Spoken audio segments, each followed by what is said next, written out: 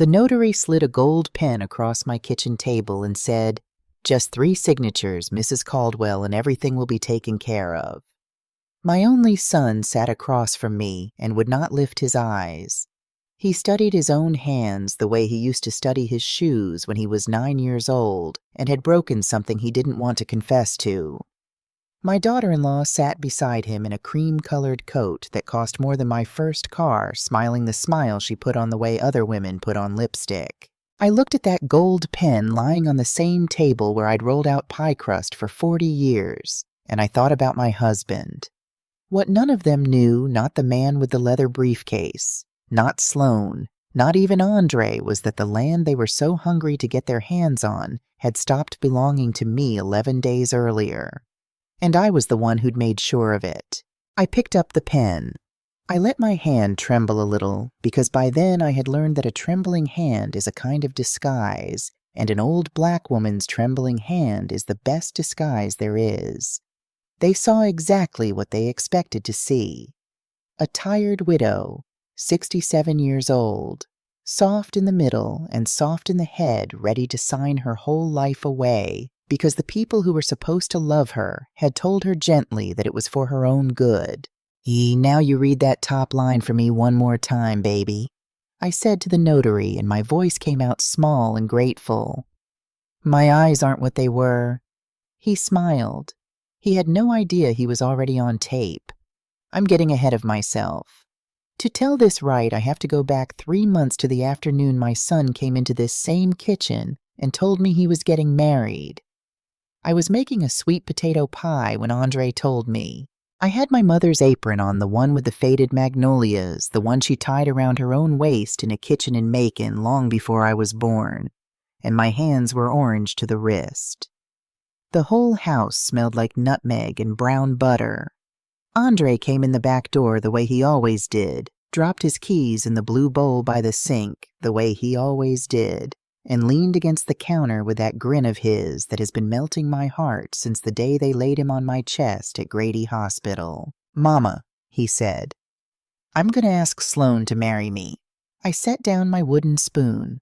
I wiped my hands on the magnolias. And then I did what any mother does when her one child, her whole heart walking around outside her body, tells her he's found somebody to love. I cried and I laughed and I pulled him down by the neck and held on. 34 years I'd had that boy. I raised him by myself for the last 30 of them after the Lord called Cornelius home with a heart that gave out at the kitchen table on a Tuesday morning, his coffee still warm. I taught 4th grade at Towns Elementary for 28 years and directed the choir at Mount Olive Baptist for 31. And through all of it, there was Andre with the gap in his teeth, Andre falling asleep in the front pew, Andre walking across the stage at Morehouse in a gown. I pressed myself at 4 in the morning. My one good thing. Cornelius and I bought this house in 1979 in Cascade Heights, back when a black family buying a brick house with a porch was a thing the neighbors came out to watch. We were $40 short on the down payment until my husband sold his daddy's shotgun to a man at church to make it up. We painted that porch ourselves, the 2 of us, on a Saturday, and got more paint on each other than on the rails. He used to tell me a house isn't the wood and the brick. It's the people you let cry in it. A lot of crying has happened in this house. A lot of laughing, too. When the Lord took him, Andre was 4 years old. I remember standing at this same counter the morning of the funeral in my black dress and a little boy in his church clothes pulling at my hem, asking me when Daddy was coming home from his trip, and me having to find some way to say the word, never to a child too small to hold it. I didn't have the first idea how, so I just picked him up and held him and let him feel my heart going because that was the only true thing I had to give him. I didn't get to fall apart. That's the thing nobody tells you about being a widow with a baby on your hip. Grief is a luxury and you cannot afford it, so you fold it up small and you carry it in your apron pocket and you keep on cooking. I raised that boy on a teacher's salary and a choir director's faith. I clipped coupons out of the Sunday paper.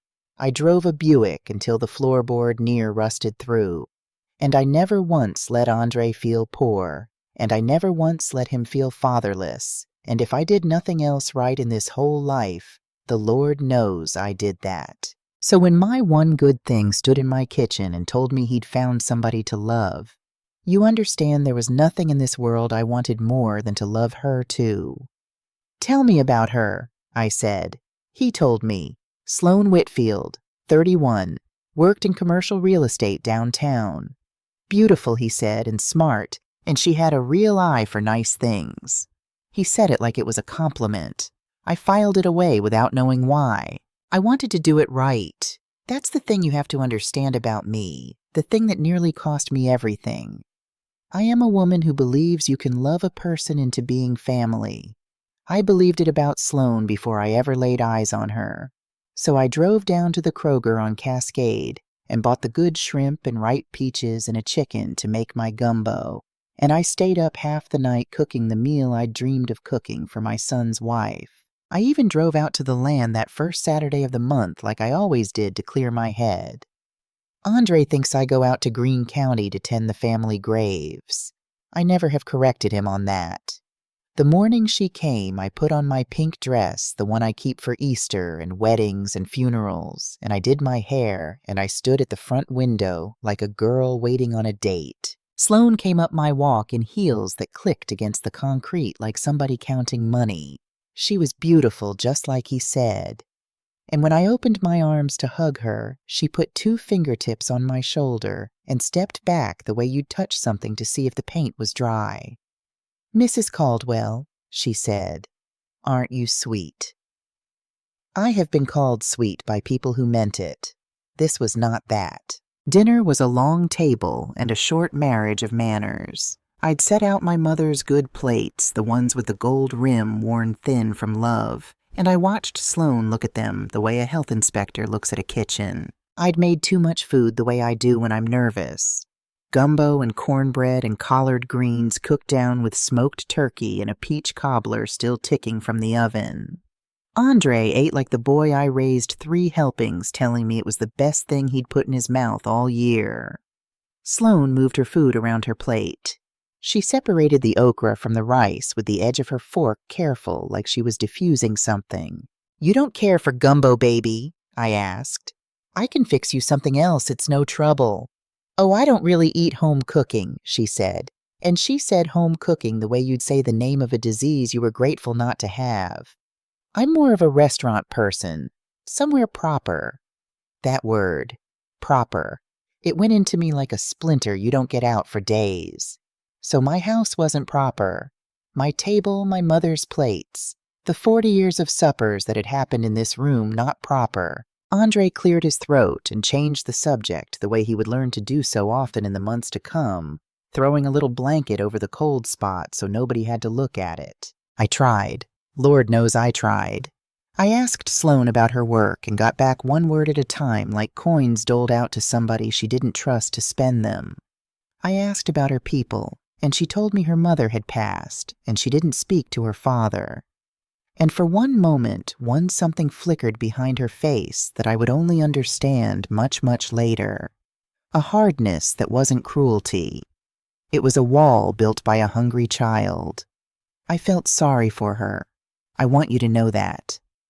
Before all of it, I felt sorry for her. Then she looked around my living room at the photographs of Andre covering every wall at the piano I bought secondhand in 1981 at the recliner where I rocked my son through every fever of his childhood, and she said almost to herself, "This is a lot of house for one person." Then, lighter like an afterthought, "Where do you even keep all your important papers, Mrs. Caldwell? A house this old, I'd worry. You got a safe up in the bedroom closet." I told her I managed just fine. She smiled and let it drop. But she had asked. I noticed that she had asked. After they left, I washed every dish by hand, and I dried them, and I put my mother's plates back in the cabinet.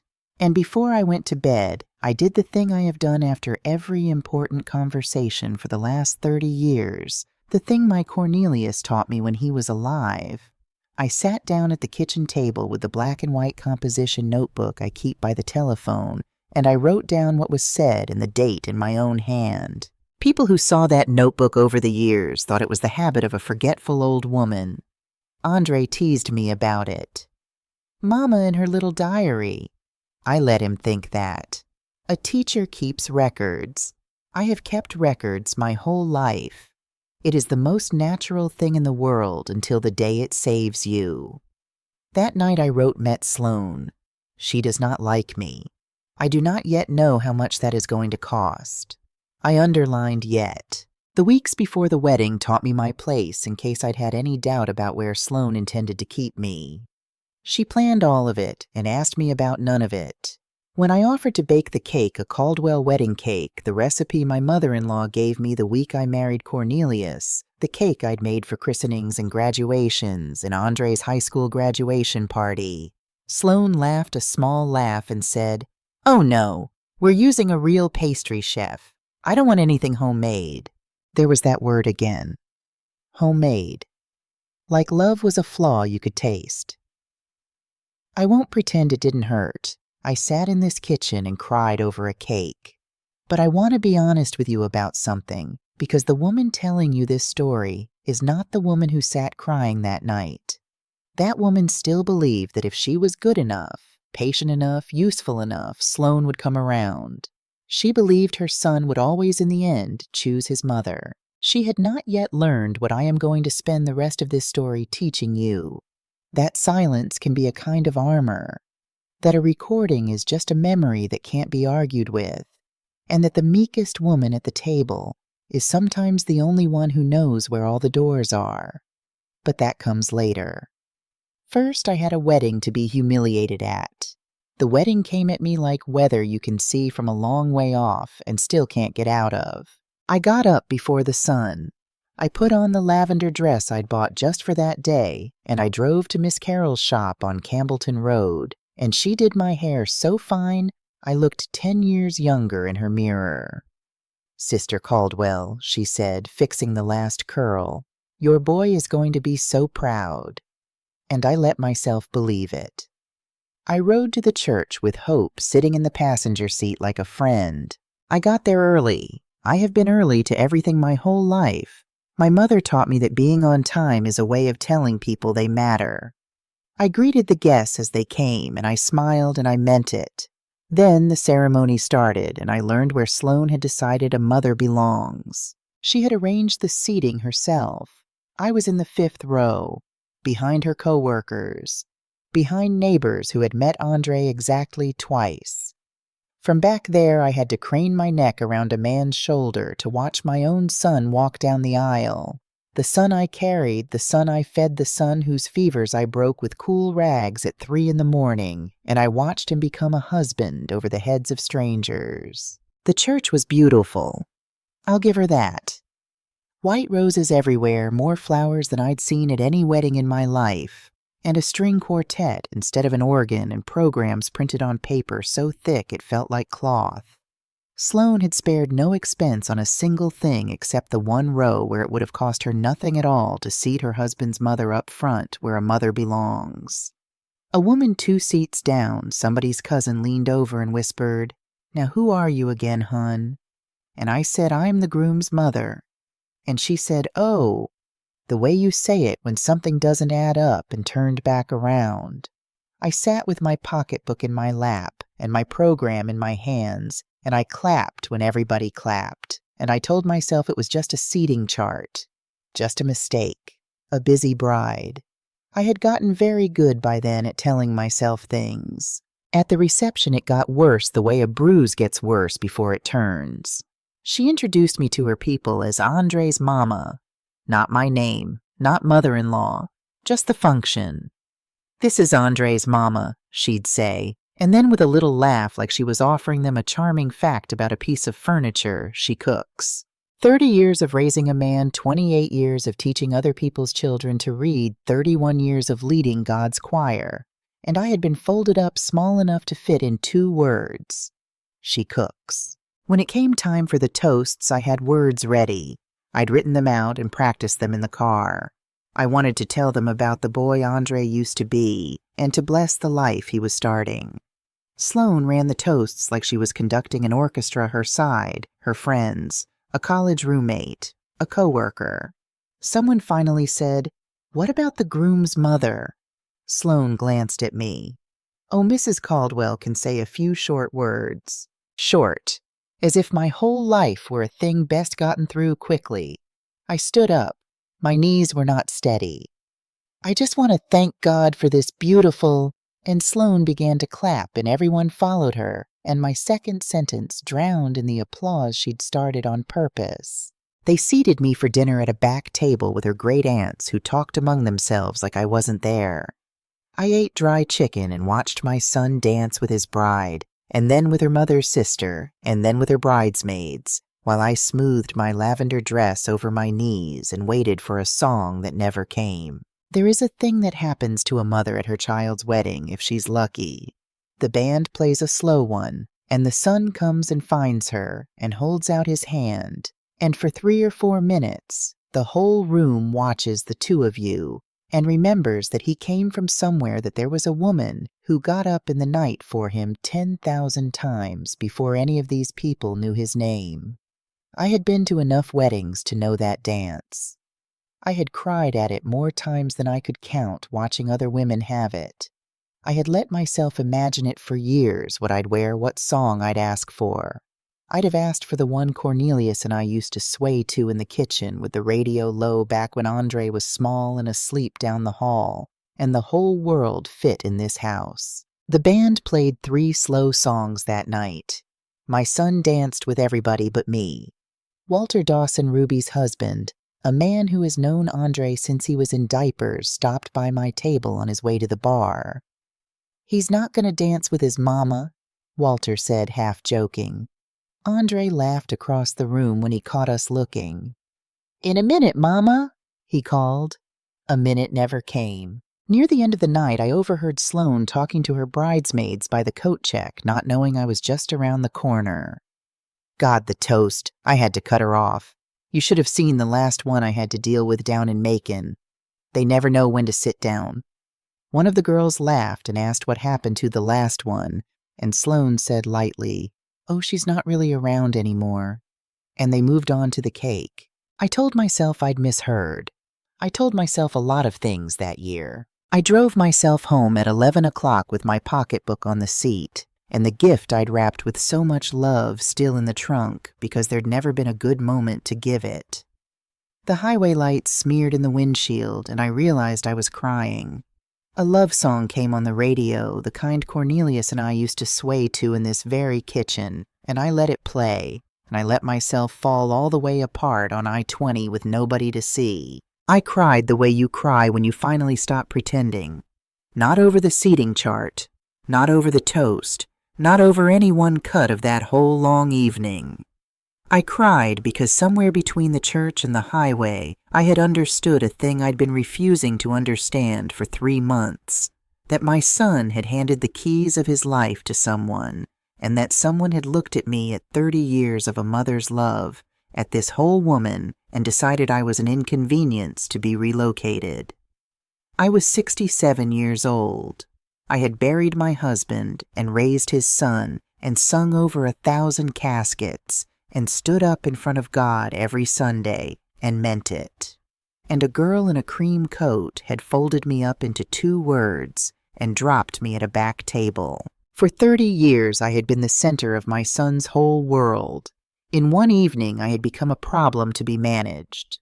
The week after the wedding, my telephone did not ring. I waited. I am ashamed now of how I waited. I cooked things I could have frozen just to have something to do with my hands. I cleaned a house that was already clean. I caught myself a dozen times reaching for the phone and setting it back down, because a mother learns early that there is a difference between a son who's busy and a son who's been told to be, and I was afraid of which one I'd find out he was. On the 8th day, I broke down and called them myself. "Hey, baby, how was the honeymoon?" "It was great, Mama.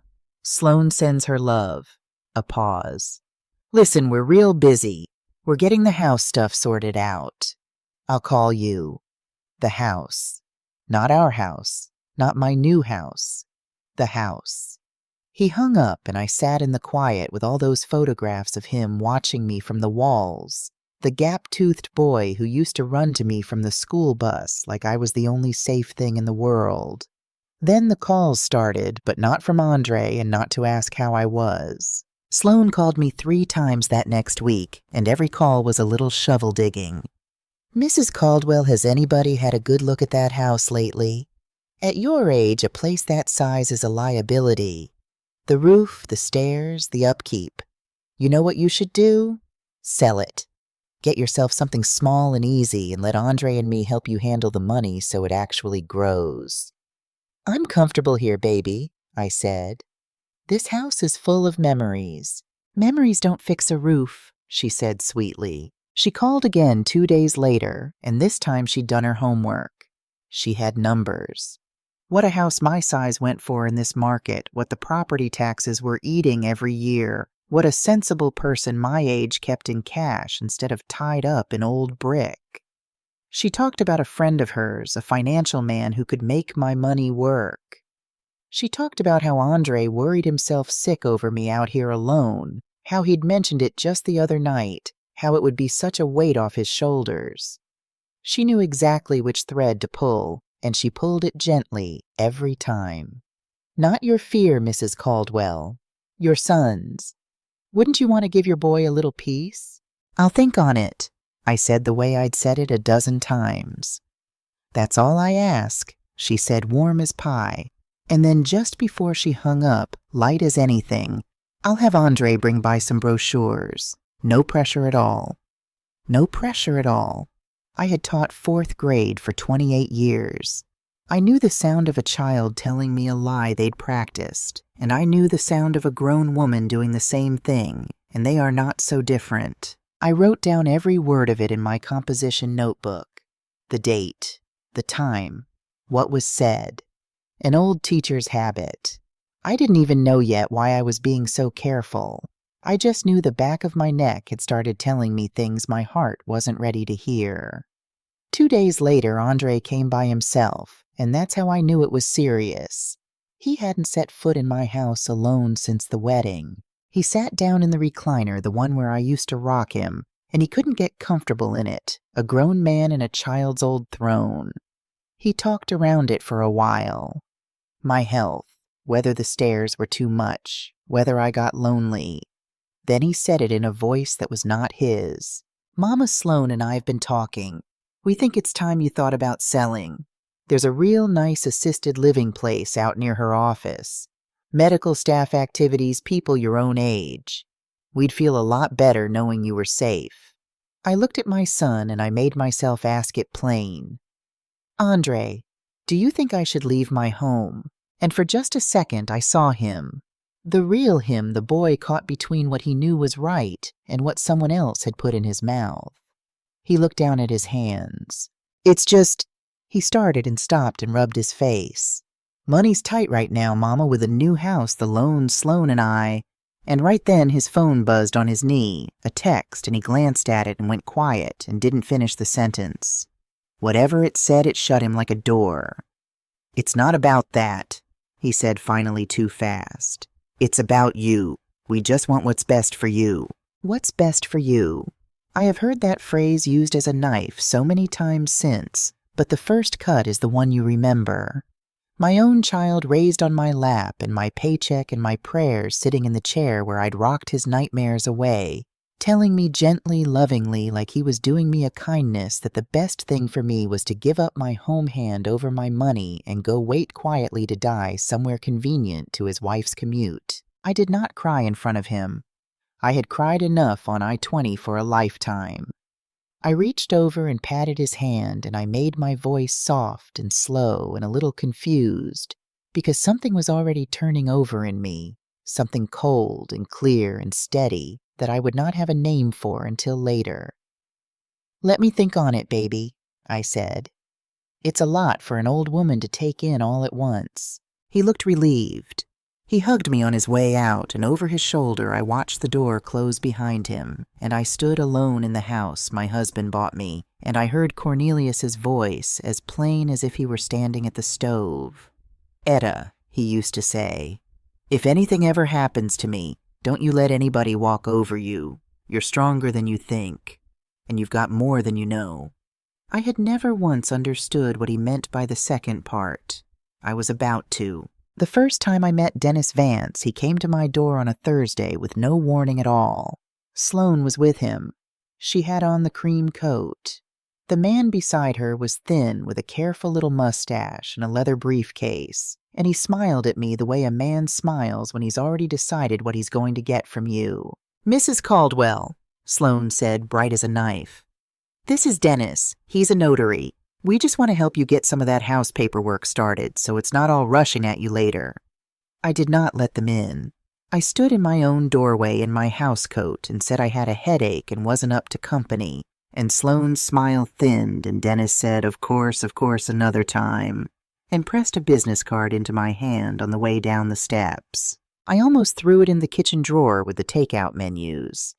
I'm glad I looked at it first. The front said Dennis Vance Notary Public, but the card was printed on both sides, and when I turned it over, there was a second name in pale gray ink, small the way you print a thing you don't want noticed. Silver Oak Estate Services. I knew that name. I couldn't think from where. It sat in the back of my mind like a word on the tip of your tongue itching. It was 3 days before it came to me, and when it did, I was standing at the sink with my hands in the dishwater, and I went so still the water went cold around my wrists. I had read it in the Atlanta Journal-Constitution, in a story about an old woman over in Decatur who signed her house away and didn't understand she'd done it until the new owners came to change the locks. I didn't act on it. Not yet.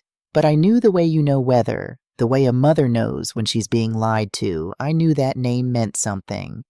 And I knew I had better find out what before anybody asked me to sign anything else. I didn't start digging because I had a theory.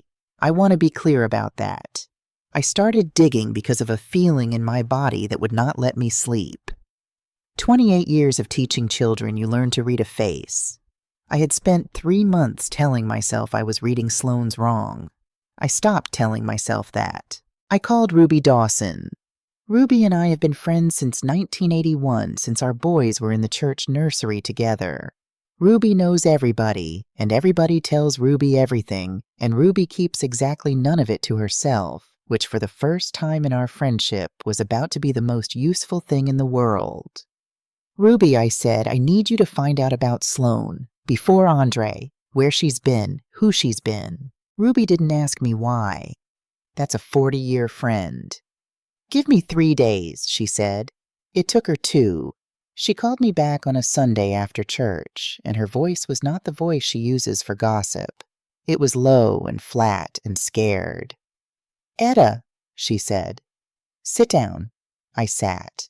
Before Andre Sloane was engaged to a man in Macon, Reggie somebody, and Reggie had a mother, Geneva Pope. Widow, lived alone, owned her house free and clear on Vineville Avenue, had it 40 years. Ruby took a breath. Sloane moved in on that family the same way Etta, charming then cold. Got everybody worried about poor old confused Geneva. Inside a year, Geneva'd signed over the house and gone into a facility, and 14 months after that, she passed. Alone. The engagement broke off right around when the money cleared. Folks down there always thought something was wrong with it. Nobody could ever prove a thing. I held the phone and I could not feel my own hands. "She's done this before," I said. "Baby Ruby said, I don't think you've got a daughter-in-law. I think you've got a pattern. The slip at the wedding came back to me then clean and terrible. You should have seen the last one I had to deal with down in Macon. She's not really around anymore. Geneva Pope was the last one, and I was the next one.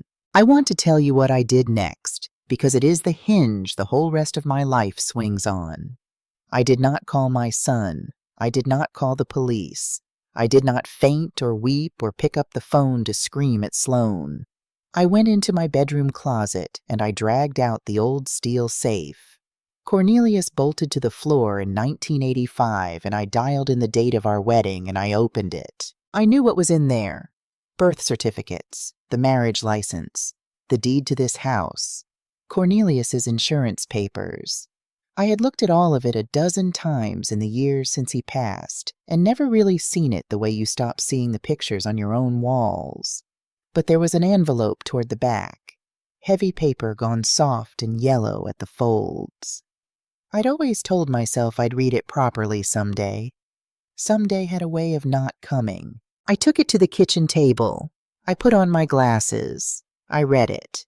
It was a deed. 480 acres in Greene County, Georgia. Pasture and pine timber and a 5-bedroom farmhouse and the long red road I'd been driving out to on the first Saturday of every month for years, telling my son I was visiting graves. I was visiting graves. My husband's people are buried out there. The first of them is Elijah Caldwell, who was born a slave and bought that land with his own freed hands in 1871, the year after they let him own anything at all. It has been Caldwell land for 150 years. Through Reconstruction and the lynching years and the Depression and all the long, hungry decades when white men with papers came around trying to talk black families out of their ground. The Caldwells never sold. Not 1 acre. Not ever. Cornelius used to drive me out there when we were courting and walk me along the fence line in the evening naming the dead like they were still working the fields. That's where Granddaddy Elijah broke the first ground. That's the oak they tried to take the place under in 1931 and couldn't.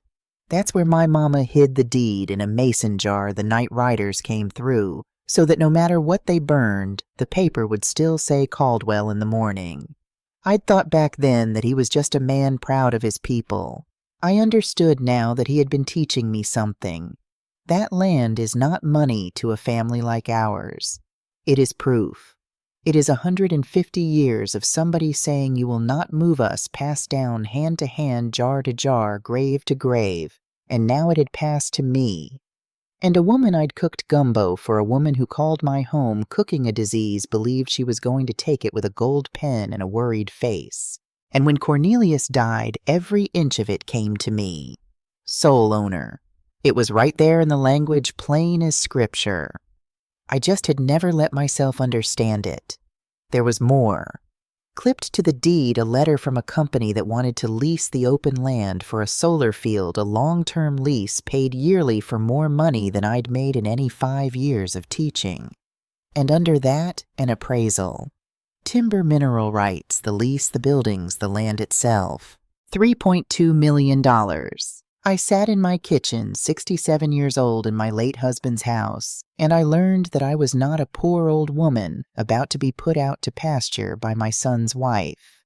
I was one of the largest private landowners in the county, and the people circling me, the ones so worried about my poverty, so concerned I couldn't manage my own affairs, so eager to get me somewhere safe and small and quiet, had no idea.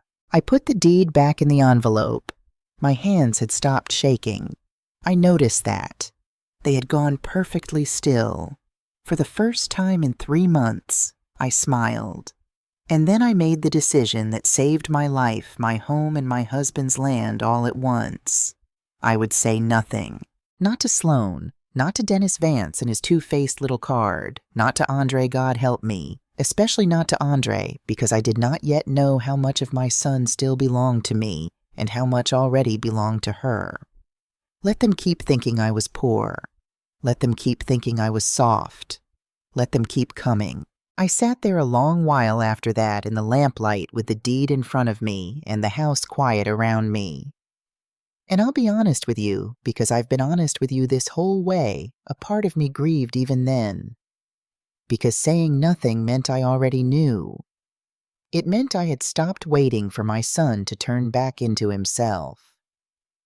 A mother holds the door open a long time longer than she should, longer than is good for her, and there is a particular kind of sorrow in the moment she finally quietly decides to stop calling his name into the dark and start protecting herself instead. I let myself feel that sorrow for exactly as long as it took the coffee to go cold. Then I put it away the way I'd learned to put grief in my apron pocket 40 years before, and I got to work.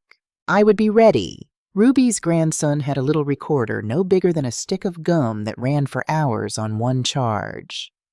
Ruby brought it to me on a Tuesday and showed me the one button. You just slip it in your pocket, Etta. It hears everything. I slipped it in the pocket of my housecoat the next time I drove over to Andre and Sloane's new house with a tin of pralines playing the part. The confused mother-in-law, bearing gifts, wanting to be useful. The front door was open behind the storm door. Voices in the kitchen. I lifted my hand to knock. And then I heard my son's name, and I heard Dennis Vance's voice, and I stopped with my knuckles an inch from the glass. I didn't mean to listen. I want you to know that. I am not a woman who listens at doors. I listened at that one. Dennis was talking low and easy like a man reading off a recipe. The cleanest way is the incapacity petition. We get 2 evaluations on record.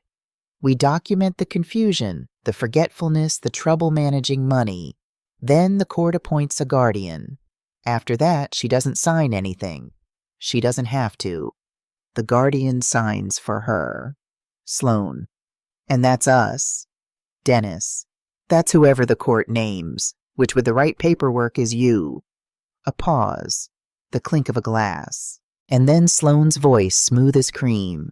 Andre, baby, you'll have to be the one to say it to the judge. That she's slipping.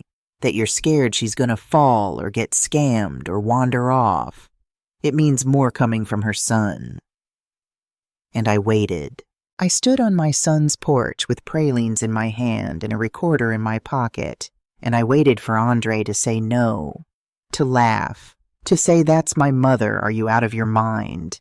To be the boy who ran to me off the school bus like I was the only safe thing in the world. I want to tell you what I was thinking standing there. I was thinking about cool rags at 3 in the morning. I was thinking about the gown I pressed at 4 o'clock so he could walk across that Morehouse stage looking like somebody's pride. I was thinking about every single dollar I stretched and every dinner I went without so that boy would never know we were short, and I was thinking he will say no. Whatever else has gone wrong, he is still mine, and he will say no. A mother will stand in a burning house and tell herself the smoke is fog. I had been doing it for months. I did it for one more second on that porch. I waited, and my son said, "Okay," quiet, tired. But he said it. "Okay, if that's what keeps her safe. Okay." I did not knock. I set the tin of pralines down on the welcome mat gentle so it wouldn't make a sound. I walked back to my car. I drove the 11 minutes home with both hands on the wheel and my eyes dry because I had used up my crying on I-20 the night of the wedding, and there was none left for this. This was worse than the wedding. The wedding only broke my heart. This was my child agreeing to tell a judge I'd lost my mind so that strangers could be given the legal right to take everything I had left, and not even knowing how much that was. I got home. I sat at my kitchen table in the dark, and somewhere in that dark the grieving stopped, and something else stood up in its place. They thought they were 3 moves ahead of a confused old woman. They had no idea I was about to get 11 days ahead of all of them. Here is the part they never saw coming. Here is the part you didn't see coming either, though I left it sitting in plain sight the whole time. I was never the one being hunted.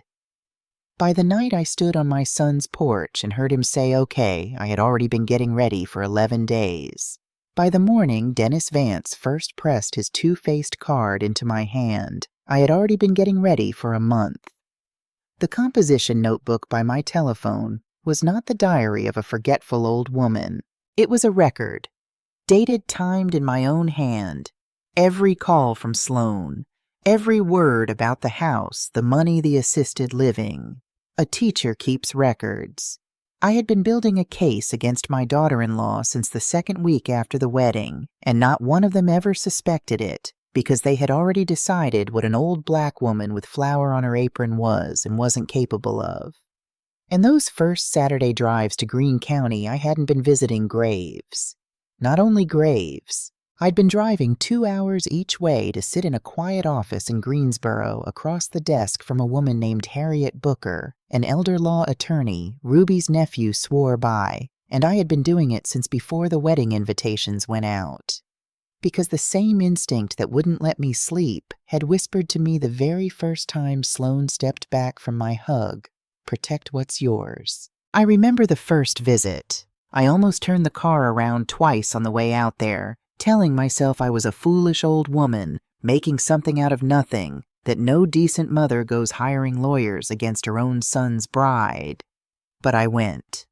And Harriet Booker, a younger woman than me, sharp-eyed with reading glasses, pushed up in her gray hair, listened to me talk for a full hour without once looking at me like I was being silly. When I finished, she took off those glasses and she said, "Mrs. Caldwell, I'm going to tell you something I tell a lot of women who sit in that chair. The ones who get robbed are almost never the ones who saw it coming. You saw it coming. That puts you ahead of nearly everybody who's ever walked in here." She laid it out plain. The danger wasn't a stranger with a gun. It was paperwork and patience and a family member with a worried face. She told me about the incapacity petition before I ever heard Dennis Vance say the word, how a person could be declared unable to manage her own affairs, how a court could hand the keys of a whole life to somebody else, how it happened to able-minded older folks every single day because nobody had built a wall in time. "So we build the wall," she said, "while you're still the one holding the pen. It took weeks. Document after document, drive after drive, the first Saturday of the month and a good many Tuesdays besides all of it under the cover of an old woman going out to tend her family's graves. And 11 days before the gold pen ever touched my kitchen table, I had signed the last document, an irrevocable trust. 480 acres of Caldwell land, the timber, the mineral rights, the solar lease. All of it moved out of my name and into a trust that no guardian, no court order, no signature obtained from a confused old woman under pressure could ever touch. I had made myself on paper a woman with nothing left to take. Then I had gone home and picked up the phone and called Sloane in my smallest, most frightened voice and asked her if she and that nice notary could come by Saturday afternoon to help me get my affairs in order. Because you cannot catch a thief by hiding from her. You catch her by setting the table. They came at 3 o'clock on Saturday, right on time, the way buzzards keep an appointment. Dennis Vance set his briefcase on my kitchen table and opened it like a surgeon laying out his tools. A notary seal, blue ink, a stack of documents on heavy letterhead. Sloane sat down close beside me, that hard, crowding closeness that aggressive people use so you feel them in your space and lose your nerve. Andre took the chair across from me and could not look at my face. "Now, Mrs. Caldwell," Dennis said warmly. "These are all drawn up to protect your interests. A sale of the property, a transfer of the proceeds into a family trust, and an authorization for your loved ones to manage your affairs should you ever become incapacitated." That word again. He laid it down soft like it wouldn't cut. Sloane slid a glossy brochure across the table. "And look at the place we found you, Mrs. Caldwell. Gardens, a TV room. They even do yoga." She smiled. "You'll be so comfortable. We'll handle everything. You won't have to worry about a single thing ever again." You won't have to worry about a thing. Translated out of the language of people like her, it means we won't have to pretend to love you once we control the money. Dennis uncapped the gold pen and set it in front of me. "Just 3 signatures," he said. "Right here, here, and here." And I picked it up. I let my hand tremble. I had learned by then that a trembling hand is a kind of disguise, and that an old black woman's trembling hand is the best disguise there is. They leaned in. Sloane actually leaned in close enough that I could smell her perfume, her whole body tilted toward the moment she'd been working 3 months to reach. I moved the pen toward the first line. "I want you to understand what that moment cost me, because it would have been easier, so much easier, to do this another way. To call the police weeks before, to scream at Sloane across a table, to beg Andre to choose me. But I had learned sitting in Harriet Booker's quiet office that a woman like Sloane talks her way out of a scream. She does not talk her way out of her own voice on a tape with her own husband beside her. Reaching for a pen, she handed an old woman she'd sworn to a court was too far gone to hold one. So I let the pen come down. I let them have their 3 seconds of believing they'd won. I have never in my life held so still on the outside, while everything in me stood at attention. The doorbell rang. Dennis's head came up. "Are you expecting somebody?" "No," I said softly. "Probably just a neighbor." It was not a neighbor. It was 3 o'clock on the dot, and I had told them 3 o'clock because I am a woman who has been on time her whole life, and I expect the same from the people I hire. I set the pen down. I crossed my own kitchen on my own 2 feet, not trembling now, not one bit, and I opened my front door. Harriet Booker stood on my porch in a gray suit with a briefcase of her own. Beside her stood a tall man with a county badge clipped to his belt and a camera in his hand. Raymond Foster, Deputy District Attorney, Fulton County, the Elder Abuse Unit. And behind them, both holding her pocketbook with both hands and grinning at me like Christmas morning, stood Ruby Dawson. "Afternoon, Etta," Ruby said. "Hope we're not late." "Right on time," I said. "Come on in." I have replayed the next 10 seconds more times than I can count, and they have never once stopped being sweet. Dennis Vance went the color of old paper. Sloane's head turned toward the back door, measuring the distance the way an animal does. And my Andre, stood up so fast his chair scraped, and for the first time since the wedding, my son looked at me. Really looked. Like he was seeing his mother surface out of deep water and realizing he'd been about to let her drown. "Mama," he said. "What's going on?" Harriet Booker walked into my kitchen and set her briefcase on the table next to Dennis's, and she smiled the way a woman smiles when she has unmasked more frauds than she can count. "Good afternoon," she said. "Harriet Booker. I represent Mrs. Caldwell, and this is Deputy District Attorney Raymond Foster, here at my client's request to witness this transaction, given the indications of elder fraud she reported to his office last week." She let that sit. "I trust all the paperwork is in order." The silence in my kitchen was a thing you could have cut and served. Dennis fumbled the gold pen back into his briefcase like it had caught fire. I only came to provide notary services," he said.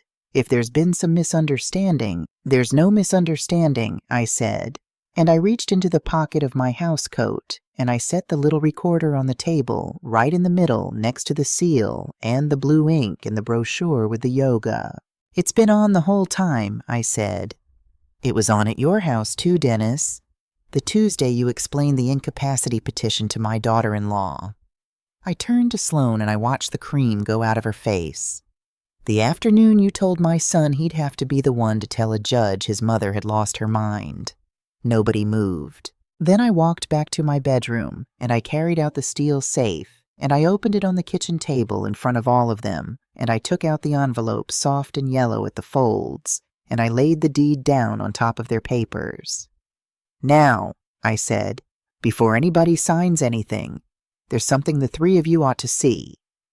Raymond Foster picked it up, read it, and I watched a slow, satisfied smile spread across that prosecutor's face. 480 acres, he said, Greene County.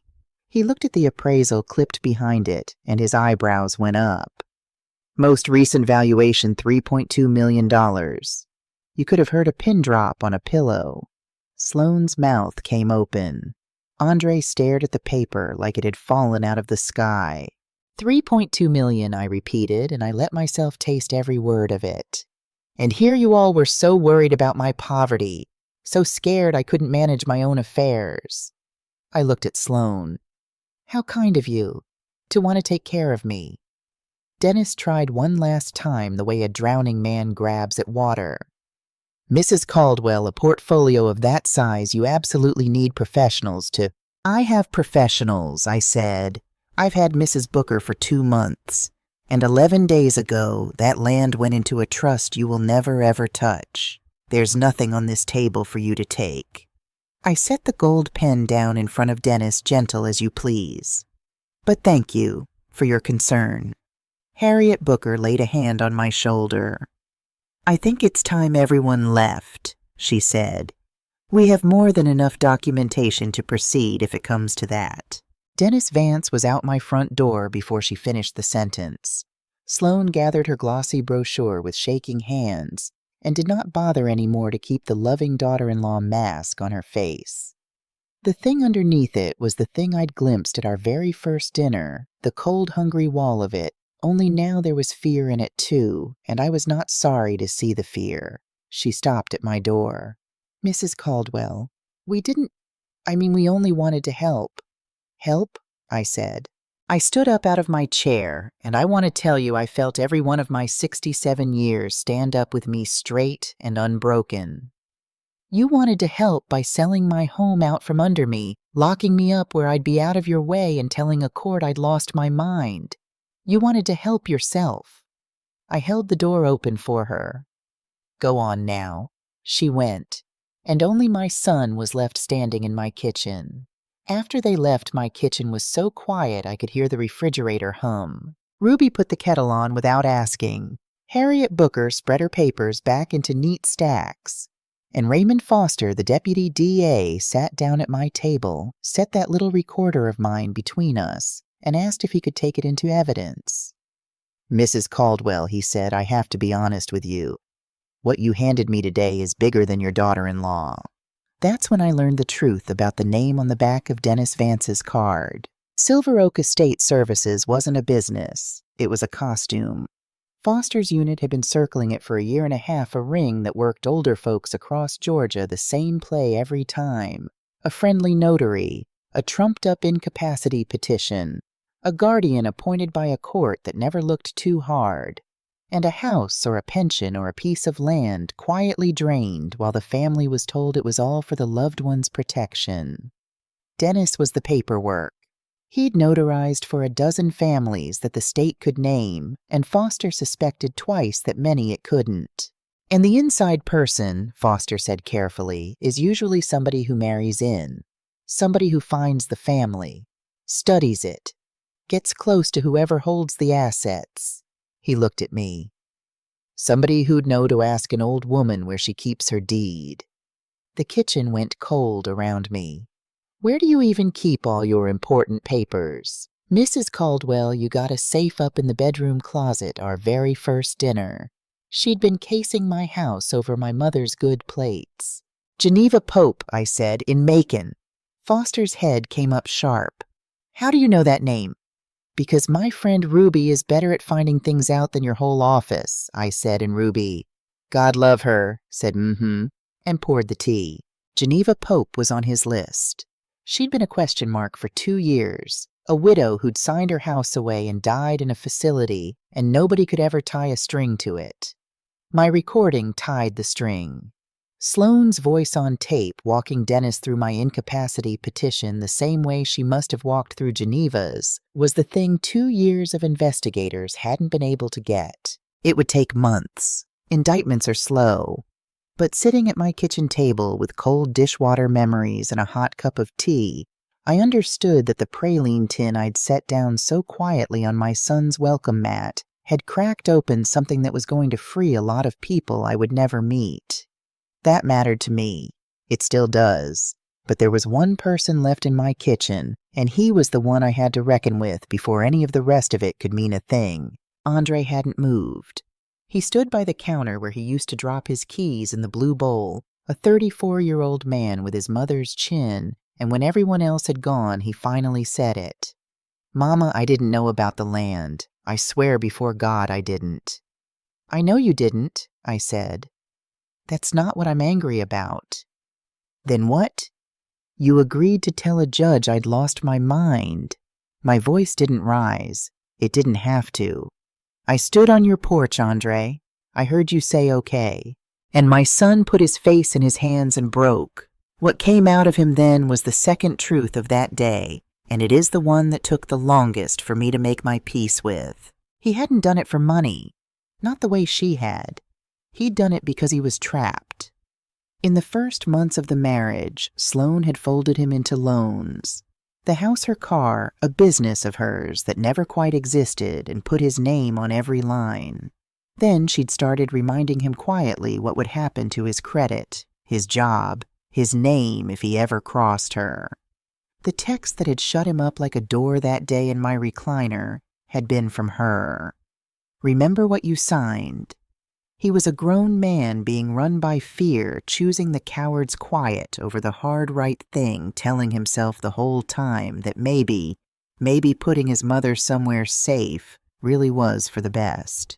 It did not excuse him. I want to be plain about that because I think a lot of mothers watch their grown children do wrong and reach too fast for the excuse. I did not reach for it. Fear is a reason, baby, I told him. It is not a pardon. You're my son. You were supposed to be the one person in this world I never had to protect myself from.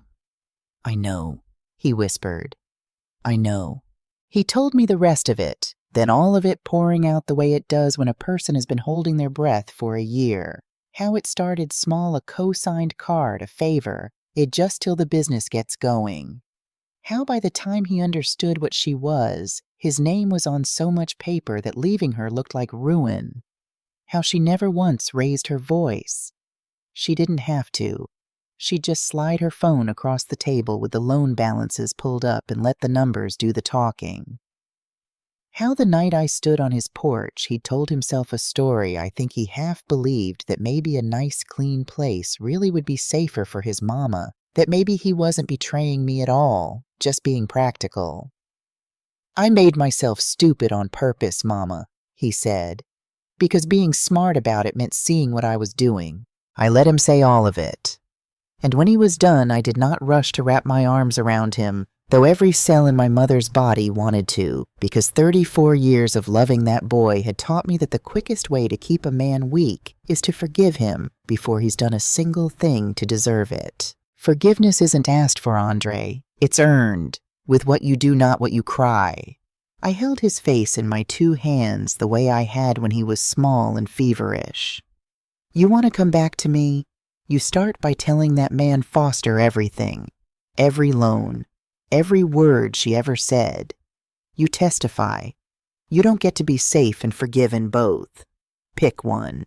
He picked the hard one. It's the first thing he'd gotten right in a year, and I held on to it. There was one envelope left in the steel safe. I'd seen it 100 times and never opened it because it had my name on it in my husband's hand, and some grief you save for a day you think you'll be strong enough. I drove out to Greene County the next first Saturday with that envelope on the seat beside me. I parked by the old farmhouse. I walked out to where Elijah Caldwell is buried under a pine he never lived to see grown, and I sat down on the dry grass in my good coat, and with the sun going down orange over 150 years of land my family never once let go, I opened my husband's letter. Cornelius had known. Not the particulars, not Sloan, not Dennis, not the year or the name, but he'd known the shape of it. He wrote that a piece of land like ours draws people the way a porch light draws moths, and that the most dangerous ones don't come with guns. They come with kindness and paperwork and a worried look on their face. He wrote that years before he died, he'd quietly had a lawyer build the first wall around the land, so that even if I never understood what I had, it could not be easily taken. He wrote that he'd left it all to me and not to Andre on purpose, because he knew our boy was tender and could be led, and because he knew something about his wife that his wife had spent 30 years forgetting she'd ever told him. He wrote about the day we got married, how I'd stood up in front of his whole family people who'd wondered out loud whether a schoolteacher's daughter was strong enough for a Caldwell for the land and the weight of it, and how I'd looked them dead in the eye and never once flinched. I married you that day partly because of that look, he wrote.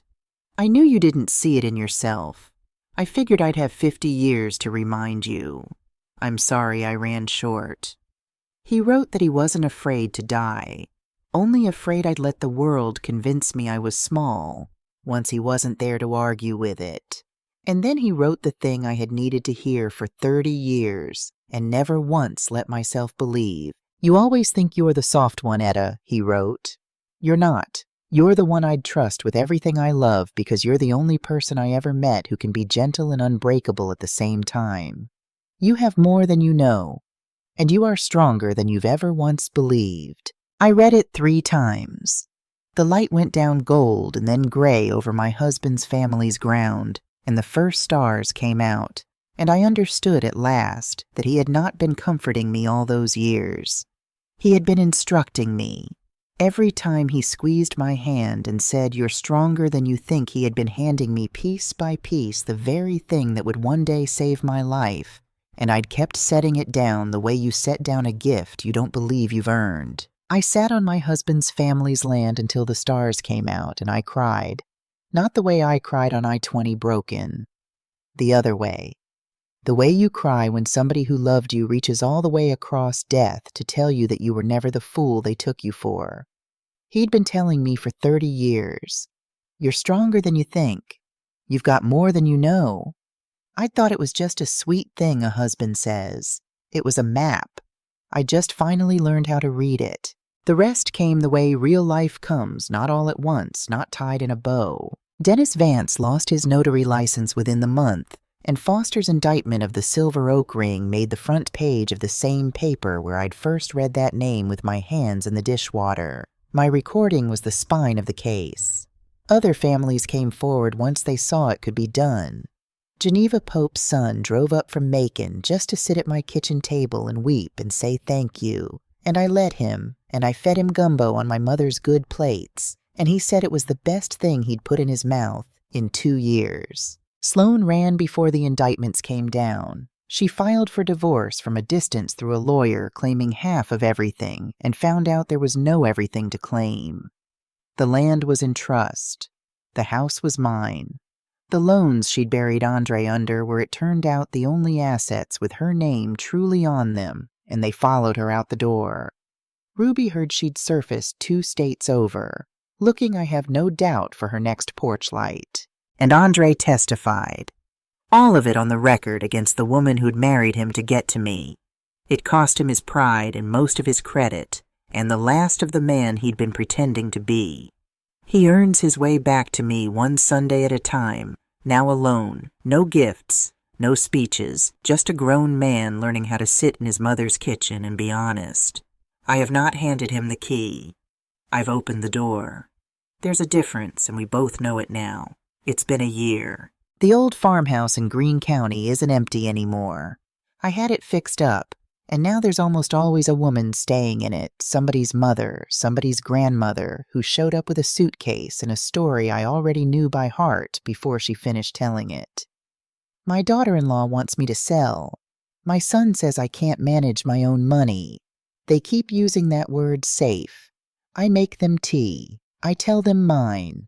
And Harriet Booker, who is the legal director of the little foundation we built, now tells them what their rights are for free until the fear goes out of their eyes and something steadier stands up in its place. A woman came up the red dirt road last month. Miss Dorothy, 71, drove herself 3 hours from Birmingham with everything she owned in a Cadillac her grandson was trying to put in his own name.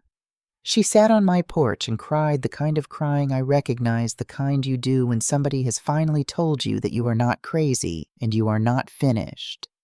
"I thought it was just me," she kept saying. "I thought I was the only one." I held her hand and I told her what Cornelius told me, what I tell all of them now.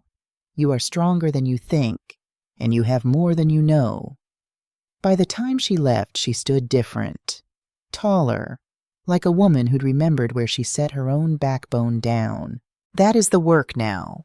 The land my husband's people held through 150 years of men coming to take it has become a place where women come to stop being taken. Elijah Caldwell bought that ground in 1871, so his family would always have somewhere to stand. I don't believe he ever once imagined who'd be standing there now, but I believe he'd be proud. I am 67 years old.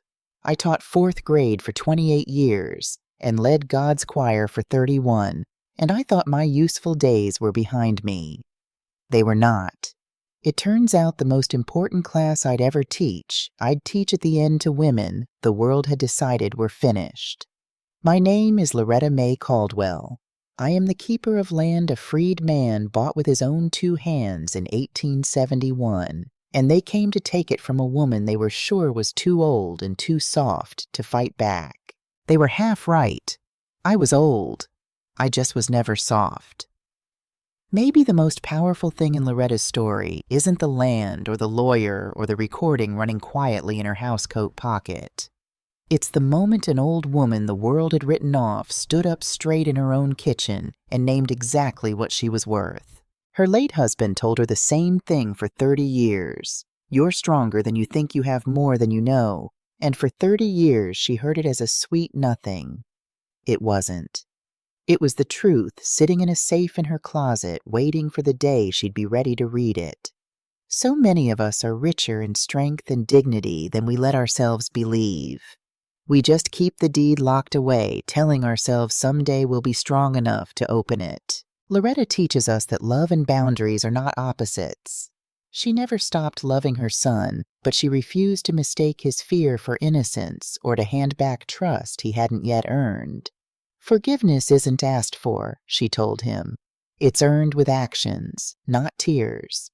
A door opened is not a key handed over. That is one of the hardest, most loving distinctions a parent ever learns to make. And she shows us that silence used wisely is not weakness. Sometimes the meekest person at the table is the only one who knows where all the doors are. So I'll leave you with her questions, the ones she asks every woman who comes up her red dirt road. What have you locked away because you decided you were too old, too tired, or too soft to claim it? And who in your life have you forgiven with your heart before they ever earned it with their hands? Tell us below. Your story might be the porch light somebody else has been driving toward in the dark.